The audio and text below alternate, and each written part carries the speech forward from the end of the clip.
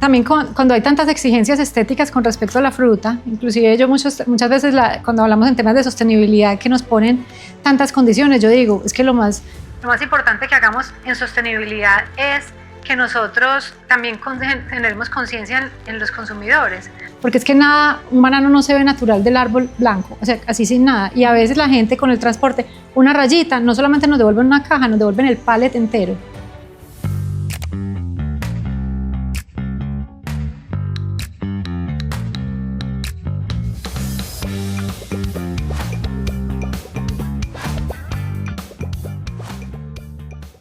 Hola a todos, bienvenidos a este nuevo episodio de nuestro podcast Cadenas de Valor Sostenible. Bueno, mirando lo que hicimos el año pasado y queremos incrementar nuestro conocimiento en el tema de agro. Por eso empezamos a mirar de esas empresas destacadas colombianas pues del sector agricultor y vemos entonces una empresa, les voy a dar pues los detalles de la empresa que vamos a invitar el día de hoy. Es una empresa que se encarga de toda la cadena de valor de productos agroindustriales como banano y plátano y los lleva de Colombia a Norteamérica, a Asia, a Europa. Es la cuarta comercializadora de banano del mundo y la primera de plátano en un cambio meteórico que dio la empresa de mirar este producto que no era tan apreciado y llevarlos al mercado internacional. Con unas ventas pues muy importantes para el sector. En el 2005, por ejemplo, vendieron 34.000 millones de cajas de banano, tuvieron ingresos de 325.000 millones de dólares y en el tema de plátano 2 millones de cajas con un ingreso de 50 millones de dólares. El banano es un commodity. Los que han tenido la oportunidad de salir del país ven que en toda tienda de barrio siempre hay un paquetico de banano y se lo ponen a uno como en un papelito blanco, mejor dicho, provoca, no es magulladito y negro como ustedes lo ven, ese banano pues parece traído de otro planeta y hoy vamos a hacer todo el esfuerzo para llevar un bananito de Urabá y del Magdalena a donde se lo pueden comer todas estas personas extranjeras que para ellos es pues una fruta exótica. Y tengo el gusto de tener una invitada increíble que conoce mucho el tema, que ha estado en otras empresas, muy fogueada en el tema de fundación y ahora como directora de sostenibilidad de Univar, que es nuestra empresa invitada. Carolina Jaramillo Ferrer, bienvenida Carolina, qué rico tenerte acá en este podcast. Gracias Marta, un gusto poder estar aquí y compartir esa experiencia de lo que significa una cadena de agro tan integrada aquí en Colombia y los esfuerzos que tenemos que hacer cuando hoy pues el 99% de nuestro mercado está por fuera del país. Gracias, Caro. Y sí es muy interesante este tema porque siempre, y es lo que nos comentan nuestros seguidores, nos enfocamos mucho como en empresas de manufactura, en el minero energético, que son empresas que, digamos, dentro del ranking de sostenibilidad son no las que hacen las cosas mejores, sino como las más reguladas. Digámoslo así, siempre el sector agro es un poco, pues no lo ven tanto las autoridades, no está tan regulado en Colombia. Ahorita vamos a ver que en Europa sí, y vamos a aprender de todo este tema con Caro. Pero entonces es muy bueno traer este tipo de ejemplos y de casuística al programa para que, Caro, la gente que está empezando en sostenibilidad o incluso de otras áreas y otras disciplinas que no saben de sostenibilidad empiecen a tener esa visual. Me gusta siempre preguntarle a los invitados que nos describan como ese ciclo de vida de la cuna a la tumba y nos pinten contando la cadena de valor. ¿Cómo sale un banano, así ese banano hermoso, como digo yo, del puerto de Urabá o incluso mucho antes, ¿cierto? Porque ustedes ven semilla, me imagino, ahora tú nos cuentas, y pasa por una cantidad de temas, no es solo la finca, no es solo pues ese empaque bonito, no son solamente los envases y empaques, de nuevo lo digo, el transporte marítimo hasta llegar a la tienda, incluso fumigación que comentábamos. Cuéntanos cómo es esa cadena de valor de Univar. Realmente Univar cubre la totalidad de la cadena de valor. De pronto lo único que nosotros no tenemos el día de hoy es los espacios de maduración que se tienen en Europa, en algunas partes. Eso es lo único que nosotros estamos tercerizando en este momento. Uh-huh. Pero nosotros tenemos desde si estamos hablando con la siembra del banano como tal, arrancamos desde las plantaciones. Nosotros tenemos hoy 26 fincas propias, entre ellas tenemos la finca Génesis, que es la finca más grande de Colombia de banano. Sin embargo, pues hay otras muchas fincas que explotan con nosotros. Entonces desde ahí empieza todo el proceso. Paralelo a esto, nosotros tenemos una empresa que es Polivan, que es la empresa productora de plástico, es la que hace todo el plástico, los unchos, las bolsas en las que envolvemos el banano, tanto cuando están en la planta como cuando se meten en la caja. Tenemos la fábrica de cajas también, tenemos almacenes comerciales para todo el tema de insumos agrícolas, y una de las partes más importantes que yo diría que es como el éxito o el factor diferenciador de Univan con respecto a muchos otros, y es toda la parte logística. Nosotros tenemos, el puerto, como se venía exportando tradicionalmente, y hoy también pasamos a ser socios de Puerto Antioquia. Y tenemos todo, inclusive tuvimos en algún momento barcos también. Entonces teníamos toda la cadena integrada. Normalmente el plátano, el banano, son las musáceas. Por lo general la gente piensa que son unos árboles o plantas. Realmente es una hierba que tiene un pseudotronco. Las hierbas se compactan alrededor de lo que llamamos el tronco, y es una planta que pare cada 30 semanas. Una vez esa ramita que tuvo el racimo de bananos se corta, y vienen los otros del mismo grupo familiar. No sé, se llaman, es un grupo familiar. Se hace como una tala, pues. Se hace una tala de ese pedazo, y después se va escogiendo. Retoña. Y el retoña, pero ya se ha escogido cuál es el retoño. Sí. Porque realmente tienen varios retoños. Varios piecitos. Exacto, y se debe dejar solamente uno para concentrar toda la energía ahí. Pero también hay alguna cosa muy importante, y es para entender el diseño del terreno. Porque cuando uno va quitando uno y dejando otro, realmente el campo se mueve. Se podría ir toda la plantación. Entonces, parte de eso, hasta eso hay que tenerlo en cuenta. ¿Cuál es la orientación? Muchas veces no es solamente cuál es el que puede ser el hijo más fuerte, sino el que tiene la orientación correcta para que no te empiece a mover todo el diseño de cómo se va a sembrar o cómo está diseñada la plantación, pues, para que esté ahí cada una de las plantas que van a parir. De acuerdo, unos retos pues como inmensos. Yo siempre pues como por mi perfil ambiental pienso más en eso. Contigo la conversación obviamente en lo social va a ser supremamente enriquecedora, pero imagínense desde pues esta semilla, el tema del uso del suelo, ¿cierto? De AFOLO, empezamos a mirar todo el tema del uso de químicos o no uso de químicos, de emisiones, mirar. A mí me parece pues muy retador todo lo de la navegación, ¿cierto? Tanto los aviones como los barcos, esos combustibles ahora tienen unas grandes pues polémicas, digámoslo así, o retos de sostenibilidad en sus combustibles, hasta llegar pues a todos estos otros continentes con otra normatividad. Entonces, bueno, creo que la conversación va a ser muy enriquecedora, y ahora voy a retomar contigo pues el tema ya de los impactos, pero me gustaría, acá nos ven pues personas que no son solamente de Antioquia, de Colombia, del mundo. Cuéntanos un poco de Urabá, porque Urabá es una cosa muy especial, es una tierra como de promisión, podría decir uno en todo el sentido de la palabra, pero eso también tiene una historia, y una historia fuerte que yo quiero que tú misma la cuentes. Sí, me parece maravilloso tener la oportunidad, Marta, de poder hablar un poco de eso, porque la historia de Urabá está muy ligada a la historia del banano. De hecho, Apartadó, que es el municipio más grande de la región, de la subregión, tiene un año menos que Univan. Sí. Univan cumple este año 60 años y Apartadó va a cumplir 59. Increíble. Entonces hay una correlación precisamente, y es algo que nosotros hemos querido nombrar siempre, y es la construcción de nación. La construcción de nación derivada de las industrias bananeras y el desarrollo que allí ha ocurrido. Para contarte un poco cómo llegó el banano a esta región chiquita, estaba buscando dónde empezar a sembrar o dónde tener cultivos en Latinoamérica, porque tenía que empezar a moverse, especialmente de Panamá, luego de que Panamá sufre una de las enfermedades grandes del banano, el mal de Panamá, que cultivaba en ese momento una variedad que se llamaba Gros Michel, prácticamente pues, desapareció de los grandes cultivos. Ahorita nosotros cultivamos, o casi todo a nivel mundial se cultiva ese Cavendish. Y les dijo: señores empresarios colombianos, me interesa venir a producir banano aquí. ¿Quién quiere conseguir tierras y hacer el desarrollo desde cero, nosotros vamos a hacer un acompañamiento técnico y les compramos a ustedes la fruta. Mucha gente, no solamente de Antioquia, sino de otras partes del país, vinieron y dijeron, bueno, aquí nos queda cerca, por la salida principalmente estaba pensado para que el banano, su destino principal fuera Estados Unidos. La mejor esquina de Colombia. De América, la mejor esquina de América. Realmente, si ustedes lo ven en el mapa, los que no son de Colombia entenderán que es privilegiado. Exacto, nosotros ahí tenemos un paso en la altura ahora nos Pacífico y Atlántico. Entonces había unas condiciones. Que llegó, no la gatica, bienvenida. Para todos ustedes, ella es Oliva, la gata de la casa, pues va a ser mi coequipera, porque no la puedo sacar porque el ruido no nos permitiría hacer el programa, entonces ella se queda quietica, va a mirar obviamente mucho a la invitada. Perfecto, pero no hay ningún problema, aquí somos muy abiertos a todo, incluyentes.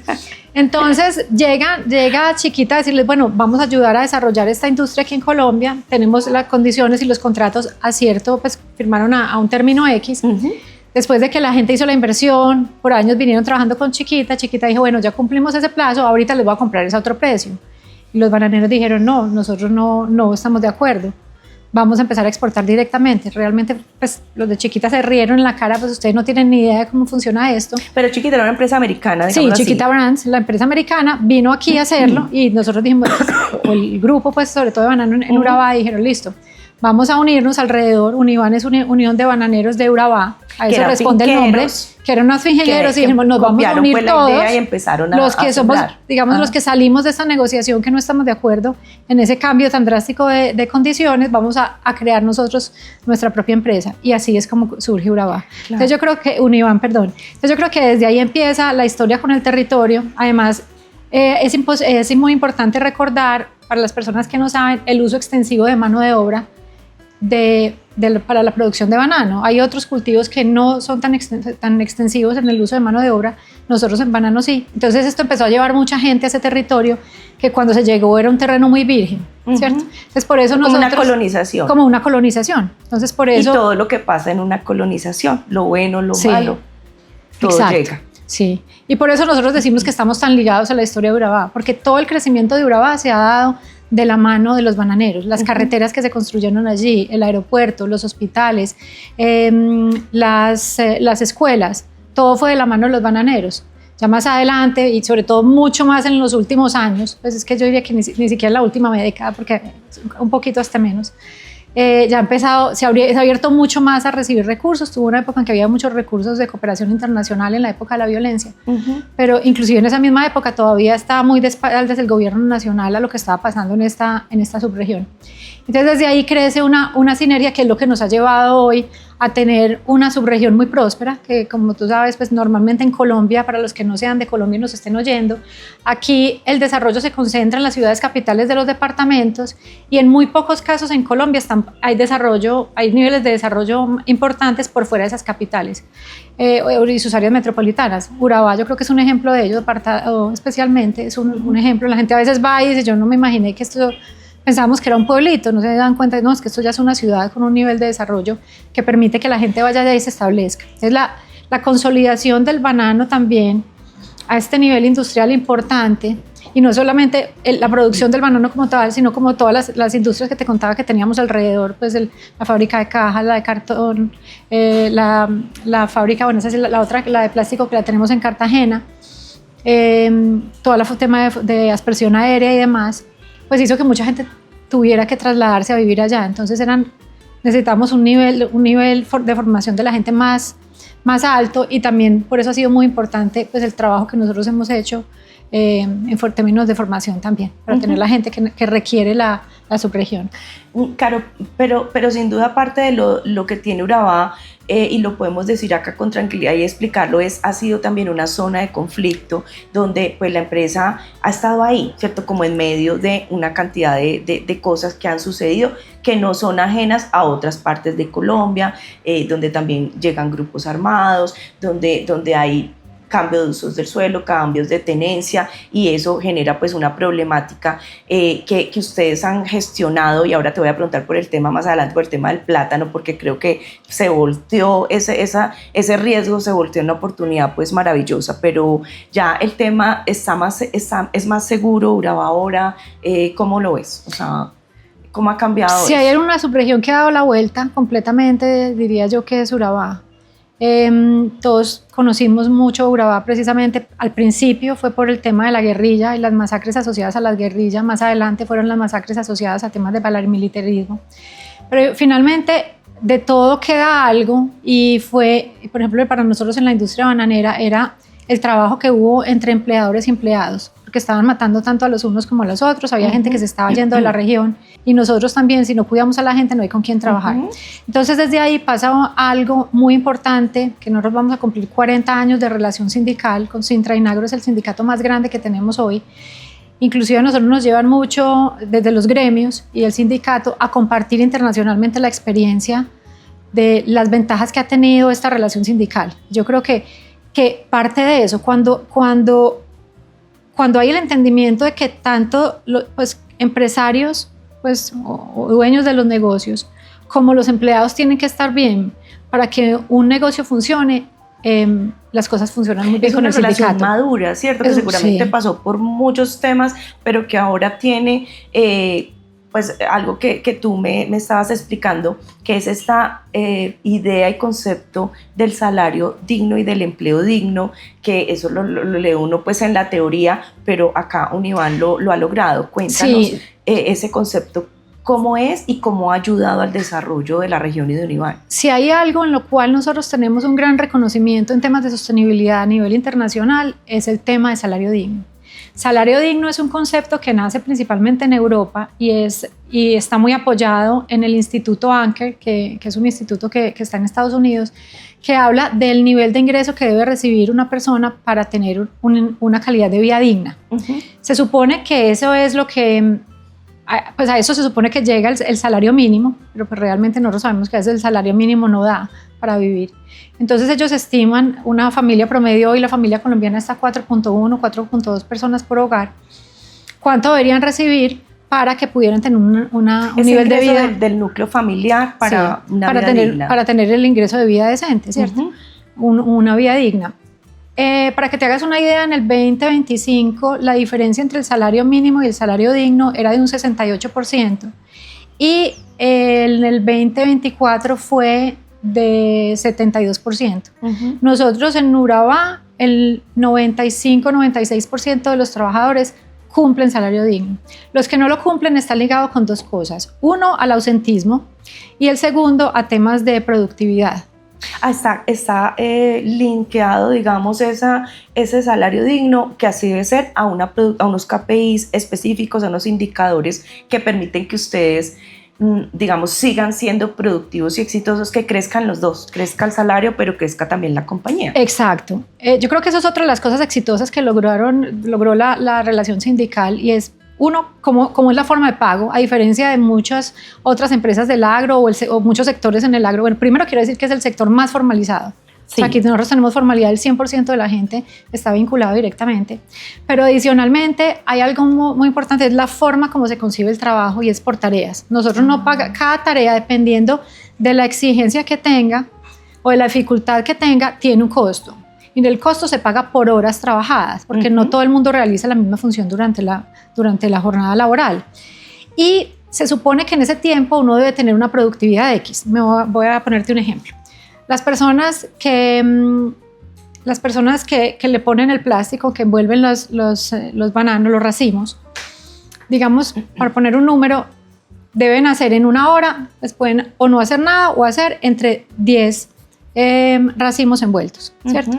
Independiente que no hagan ninguno, solamente por estar, o si hace 10 se gana una cantidad de X, pero cualquier cantidad adicional que haga en esa hora, o sea, no envolvió 10, sino que envolvió 12, 15, 16, se le paga adicional. Entonces, gran parte de ese adicional se paga vía productividad. Entonces, fue un sistema que se desarrolló entre ambos, que ganan todos. Gana la compañía, supuesto, porque tiene mayor productividad, y sí, gana el empleado porque tiene un mayor ingreso. Súper. Caro, ¿cuántos empleados tiene directamente Univan? Y háblanos un poco más de esas fincas, de esos proveedores que pronto no lo miramos en la cadena, que son medianos o pequeños, que le venden a Univan o los encadenan ustedes. Bueno, realmente el sector es enorme. O sea, realmente nosotros tenemos, si nosotros vamos a contar solamente con las fincas que exportan con nosotros, las fincas propias, sin contar toda la zona industrial, las fábricas y demás, e inclusive ni siquiera el corporativo. Estamos hablando de 12.000 personas que trabajan en el sector, Sí. ¿cierto? Es un número importante, Muy más importante. toda la gente que está en logística. Es que solamente en logística, el tema logístico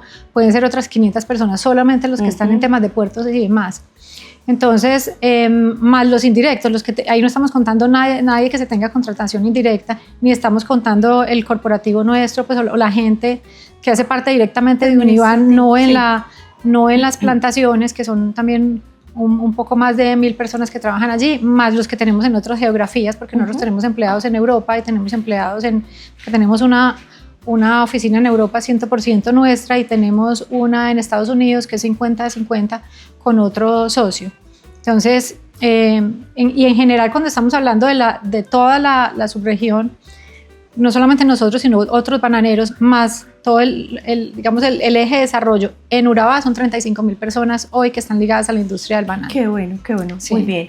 Y de esas otras fincas que cultivan también banano y plátano, ¿cuántas fincas son? Bueno, cuando estamos hablando, también, gracias por la pregunta, porque Sí. cuando estamos hablando de esas 12.000 personas, solamente estamos hablando de banano. Claro. Y hay una cosa importante, el banano, nosotros lo sacamos principalmente de grandes fincas. Solamente tenemos pequeña producción de banano en el Magdalena, en el municipio de Zona Bananera. En Urabá solamente tenemos cultivos grandes. En Urabá lo que tenemos es los plataneros. Nosotros tenemos aproximadamente 2.500 pequeños plataneros que exportan con nosotros, cada uno de ellos de sus tierras. O sea, ahí no hay ni una sola hectárea que Univan tenga que sea propia, todo es a través de terceros. Y aquí hemos desarrollado un sistema muy bonito, e inclusive pues cuando se ha comentado tanto cómo pueden ser los temas de reforma agraria, cuando uno dice cómo puede trabajar el campo, porque siempre hay el debate que si tiene que ser directamente un grande que explote o si puede ser a través de pequeñas parcelas, pues yo creo que en el tema de pequeñas parcelas nosotros tenemos toda la experiencia. ¿Y esos son hectáreas, 5 hectáreas, 1 hectárea, son pequeñas o el medianas? promedio son 3.7 hectáreas. Pero no son grandes. No son grandes. Porque por lo general, y eso es lo más común en Colombia, el agro está entre 1.5, 2 hectáreas, pues eso es un pequeño productor agropecuario. Sí. Entonces cuéntanos esa historia, cómo empezaron a vincular a esos pequeños que me imagino que dijeron, acá llegaron ya los grandes, van a armar su negocio y ustedes vieron esa posibilidad de encadenarlos a ellos. ¿A quién se le ocurrió la idea? ¿Cómo se crea ese gran negocio que vimos esas exportaciones pues de 50 millones? Eso es increíble. Sí, aquí para nosotros es muy importante pues la cadena de plátano. Nosotros somos los principales exportadores de plátano de Colombia y el 100% del plátano lo estamos sacando de Urabá y del Chocó, también una parte del Chocó urabaense, la parte de Urabá chocuana. Y ahí hay una historia muy bonita precisamente por los temas de conflicto. Hubo una época en que hubo mucha migración y también mucha invasión, inclusive nosotros tuvimos un predio muy grande invadido por la gente, entonces dijimos, bueno, ya están aquí, se hizo toda la entrega a las tierras, la legalización y demás, y bueno, ¿por qué no hacemos una cosa? Ya que ustedes están en estas tierras, empiecen a producir plátano, y empezaron ellos a trabajar ahí, pero adicionalmente fue en el momento también el boom del cultivo de plátano cuando el ELN, los guerrilleros del ELN se desmovilizaron y el gobierno le dijo a los empresarios, bueno, ayúdeme a ver qué hacemos con la gente. Entonces, ¿eso fue más o menos en qué año? Eso creo que fue en los 80s, 90s, más o menos. Soy muy mala para las fechas, tengo que reconocerlo. Pero sí, 80s, 90s. Cuando se habla de desmovilización, entonces gran parte de ellos se van a trabajar con plátano y otra parte de ellos se viene a trabajar en las fincas bananeras. Entonces también habla un poco como de la resiliencia por un lado de unos y de otros. De convivir ahí en ese territorio. Sí, de convivir en el territorio, en las circunstancias en que nos tocaba y es, bueno, esto es lo que hay, vamos para adelante.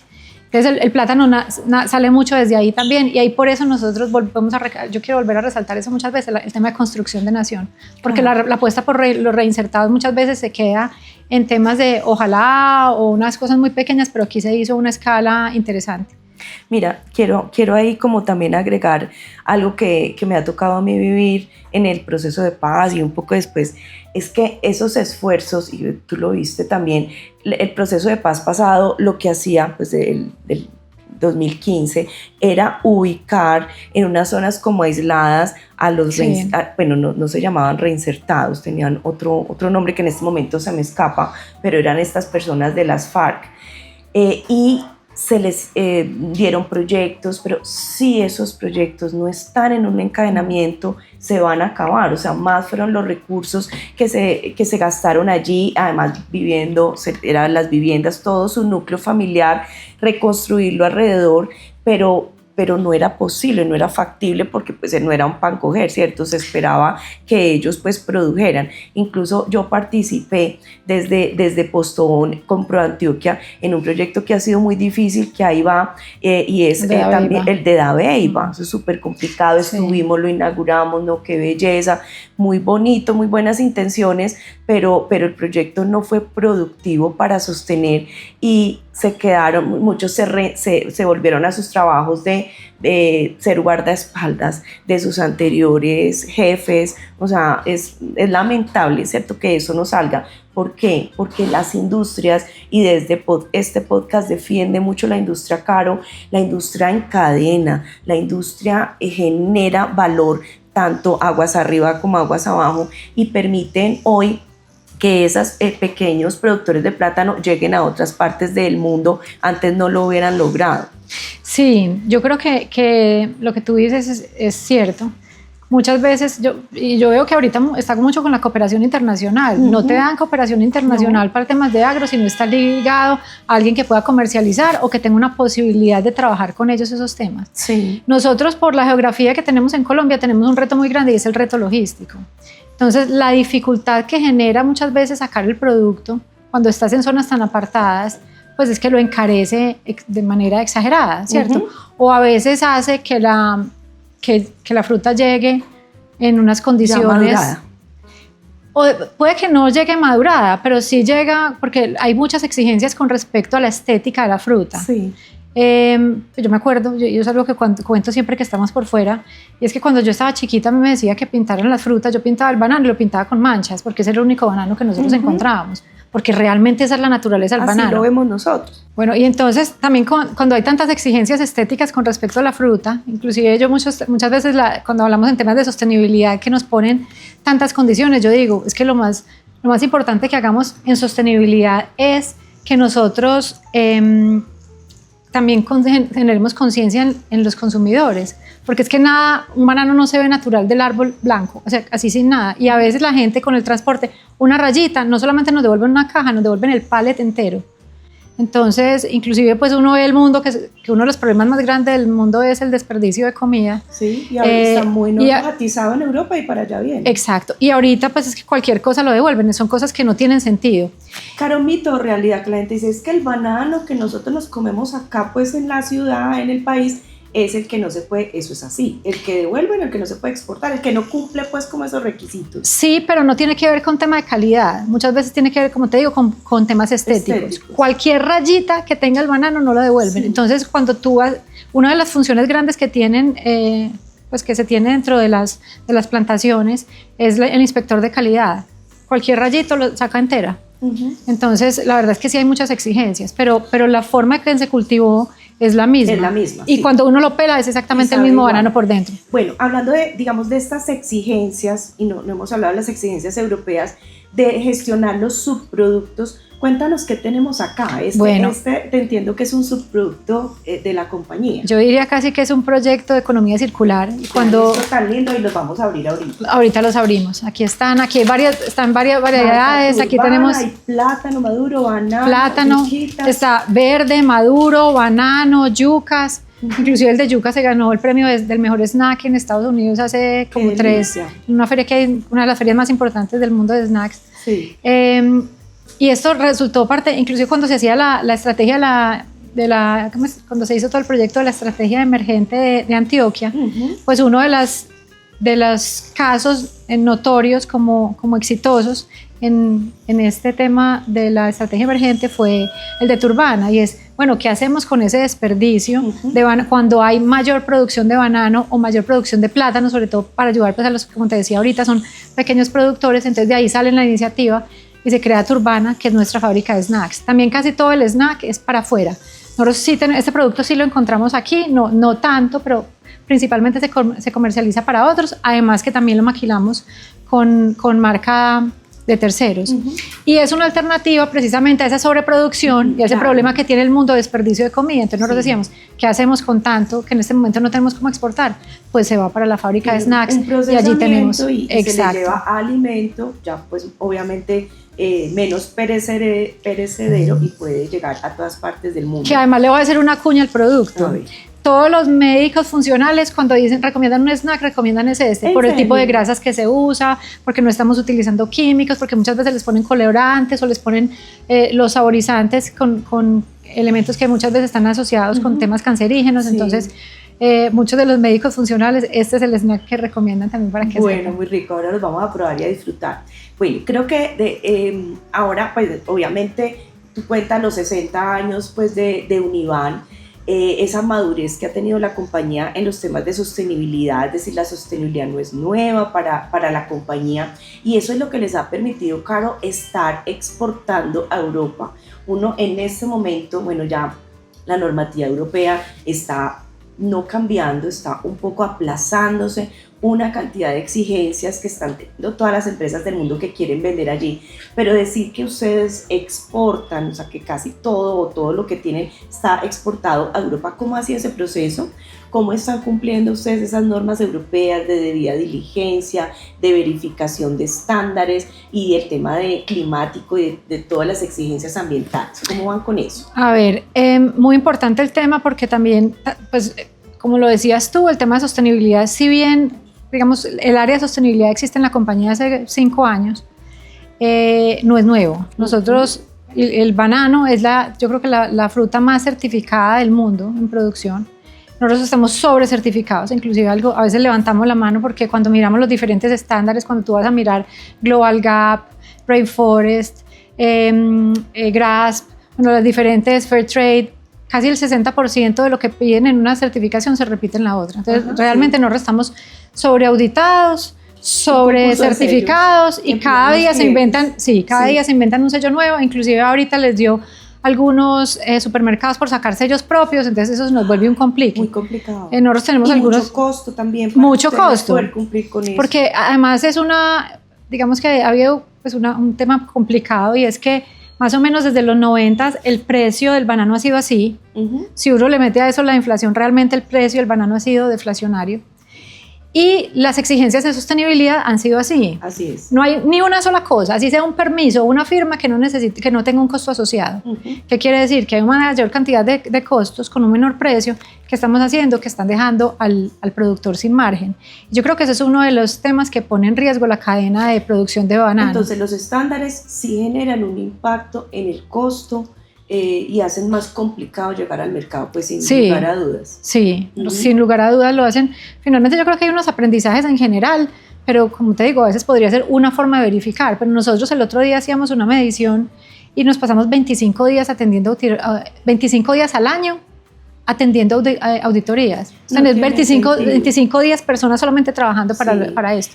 No tiene mucho sentido. Es tan exigente en los estándares, pues ahora también lo conversábamos antes del podcast, no está pagando, o sea, el consumidor no paga esa exigencia que tiene del producto.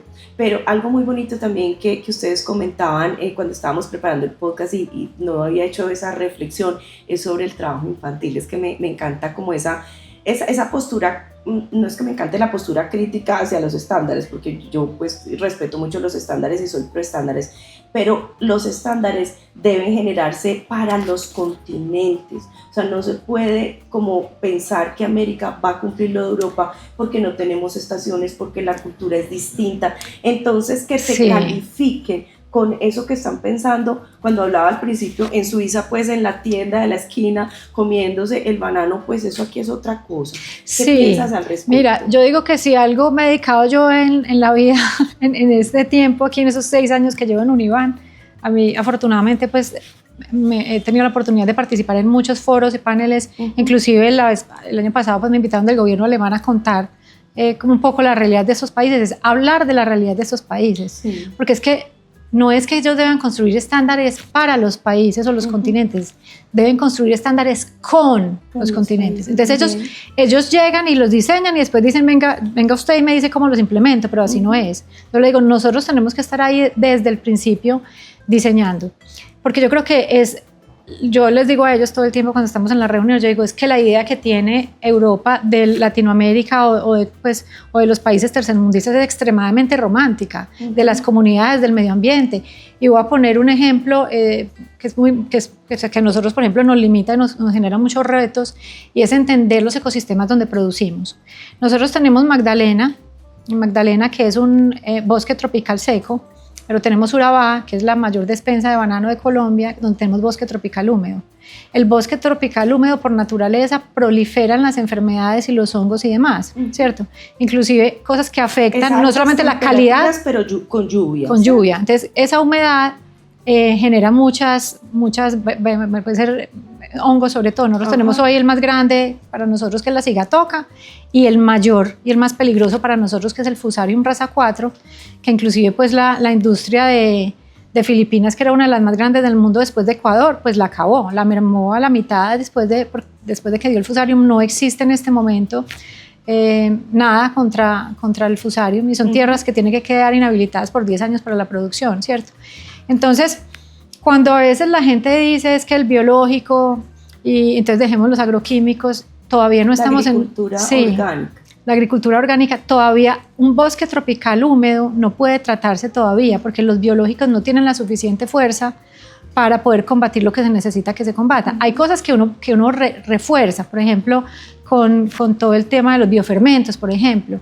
En el tema edáfico, el tema de las raíces, mayor construcción de raíces, mayor construcción del suelo, pues es como alguien bien nutrido, tiene más fuerzas para resistir la enfermedad, pero una vez de la enfermedad, si estés bien nutrido, pues no se puede combatir, como nos decía el de productividad un día, y es que ellos dicen, pues combatir la cigatoca, que nosotros a veces nos acaba la producción, con un biológico es como combatir un cáncer con una aspirina. Entonces, esas son las realidades que uno tiene que entender, o muchas veces, por ejemplo, nosotros que trabajamos ahora con pequeños productores, cuando empieza con tanta exigencia de que tengo que mostrar esta información, que tengo que estar pasando estos datos, hombre, en Colombia, en la ruralidad, sí tenemos una dificultad grande en la conectividad. Empiece por ahí. Segundo, en el alfabetismo. Y tercero, que eso todavía que en algunos analfabetas entre los nuestros, por ejemplo, pero el analfabetismo digital. Entonces, empezar a desarrollar un montón de cosas. El predio, pues apenas estamos haciendo una organización predial de muchas regiones, porque eso también caracteriza nuestro territorio. Entonces son cosas muy teóricas que realmente las empresas se esfuerzan mucho por cumplir, pero se puede perder como lo fundamental, y es hacer las cosas bien hechas, que yo creo que es lo que estamos todos esperando. A veces, como dice uno, por hacer bonito hacen feo. Entonces yo creo que porque a veces hay tanta presión que se revienta. Es lo que nosotros decíamos, el susto de la presión del uso del suelo, por ejemplo. Ahorita, como cada vez, te digo, hay mayores exigencias con mayores costos y el precio no aumenta, entonces con un margen que sigue siendo cada vez más bajito, la gente dice, listo, me estoy pasando para palma. Por ejemplo, Urabá es un territorio óptimo para palma. La palma está en valores muy altos, en un costo pues muy alto. Y, por ejemplo, para nosotros el 62% de los costos de producción de banano están asociados a la mano de obra. Y mientras en un cultivo de banano se usa aproximadamente una persona por hectárea, en uno de palma es 1 cada 10. Imagínate si nosotros de estos 35.000 personas que te contaba que están en el ecosistema, migraran a esto, estamos hablando de 3.500 personas. Esas decisiones a las que se enfrenta un CEO, que se enfrenta una junta, de tomar, que puede ser igual rentable o más rentable, pero ese impacto social que puede tener, también el pago de los prediales a los municipios, el acompañamiento que se cuentas, pues que yo sé que Univan ha hecho a todas las alcaldías, pues en Urabá es difícil, esas exigencias a veces sobrepasan pues lo que estamos preparados para hacer. Sí, y nosotros, igual parte del compromiso nuestro, cuando uno mira el equipo, por ejemplo, que tenemos en productividad, para acompañar las fincas, pues de las fincas de las que sale como 95% de la producción, vas a ver, y es un equipo relativamente pequeño, 10, 15 personas, nosotros tenemos 35 personas en plátano, precisamente porque son pequeños productores, entonces el acompañamiento, pues necesitamos mucha más gente porque nosotros ahí tenemos el relacionamiento 1 a 1.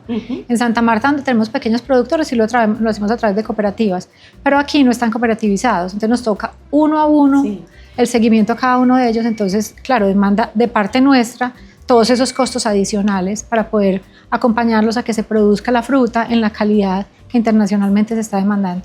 Claro, hablemos un poco, digamos, como de los retos ambientales y ese corredor biológico que ustedes están trabajando en Urabá. ¿Cuál es la propuesta? ¿Qué tan avanzado está? Nosotros tenemos una de las apuestas más grandes en sostenibilidad que no está ligada a ningún estándar en este momento, y es el tema de la biodiversidad. Porque nosotros estamos haciendo un poco de perspectiva que viene ahorita en términos de sostenibilidad. La sostenibilidad está muy ligada a riesgos e impactos, y cuando uno mira los riesgos en el agro en general, de aquí a 2 años solamente hay dos riesgos asociados con temas medioambientales. Y cuando tú lo miras a 10 años, hay 7 riesgos asociados a lo ambiental, siendo el primero cambio climático y el segundo biodiversidad. Hoy nadie le está trabajando la biodiversidad de esa manera, y nosotros dijimos, bueno, esto lo vemos que aquí hay un riesgo importante, o que aquí hay algo en el que nosotros podemos marcar la diferencia. Y nos metimos en un proyecto de construcción de corredores. Nosotros, cuando uno mira el eje bananero, está orientado como de norte a sur, los 4 principales municipios del eje bananero, y al lado y lado hay reservas naturales o grandes bosques o parques naturales con una fauna y una flora importantes. Entonces nosotros hicimos con el von Humboldt un levantamiento de la flora y de la fauna, y de pronto qué se había perdido allí. Entonces lo que estamos haciendo es unos corredores, estamos construyendo 77 kilómetros de corredores a través de 4 corredores principales que conectan estos dos y que atraviesan las fincas. Eso no solamente pues, no le trae beneficios al medio ambiente, sino por ejemplo nosotros, porque el lugar por donde se traza el corredor es alrededor de las fuentes hídricas. Cuando sembramos al lado y lado árboles, las copas de los árboles tapan y hacen sombra, y como pues Urabá, por ejemplo, es un territorio con tanto calor y donde hay pues, a veces mucha luminosidad y demás, en momentos de sequía lo que hace es que evita tanto evaporamiento, por ejemplo. Entonces digamos que las fuentes de exacto, agua. para nosotros es muy importante entender que es que todos ganamos, cuando cuidamos el medio ambiente y cuidamos a la gente, todos ganamos, pero es así teniendo en cuenta el pilar económico, que ese nunca se nos puede olvidar. Y nos dieron una certificación que se llama Wildlife Friendly. Es la única empresa colombiana de esta magnitud de agro que la tiene. Normalmente se la da a comunidades o inclusive como a pequeñas como iniciativas que tienen, pero son parcelas muy pequeñas, como a la escala de Univan, creo que no la tiene nadie. Entonces, algo que nos tiene muy, muy orgullosos, porque sí queremos ser defensores de la biodiversidad tan importante. Claro. Es la segunda región más biodiversa de Colombia. Y que es igualmente la sobrevivencia del mismo negocio y la continuidad. Claro, háblanos para terminar ya, que nos hemos extendido en esta conversación tan amena, sobre tu liderazgo en sostenibilidad, cuáles son tus herramientas y las habilidades que utilizas para poder lograr movilizar a tu presidente, a la junta, cómo te preparas para una reunión, para debatir todos estos temas cuando te dicen, no, Caro, no hay plata para ese proyecto. ¿Tú qué haces? ¿Cómo logras ese sí? Yo digo que para mí esto ha sido un apostolado. Yo llegué a Univan, llegué inclusive a la fundación, ni siquiera no había área de sostenibilidad. Yo asistía a los comités de presidencia. Cuando yo empecé a ver todas las cosas que había, pero ustedes no reportan sostenibilidad, no, y ustedes no están haciendo tal cosa. Yo dije, no, que hay una cosa muy importante para desarrollar, y armé un esquema, lo presenté a la presidencia, al presidente de ese momento, al CEO, me dijo, adelante, ya contratamos unos consultores y nos fuimos más, pues como profundizamos, lo pasamos, de qué está pidiendo el mundo, cuáles son los riesgos que existen hoy y los costos asociados, que es muy importante. Y yo creo que es, sobre todo, primero, lo que digo en el caso de Univan era hacerlo notar que nosotros ya estábamos haciendo muchas de las cosas que no se habían nombrado como sostenibilidad, pero que se hacían.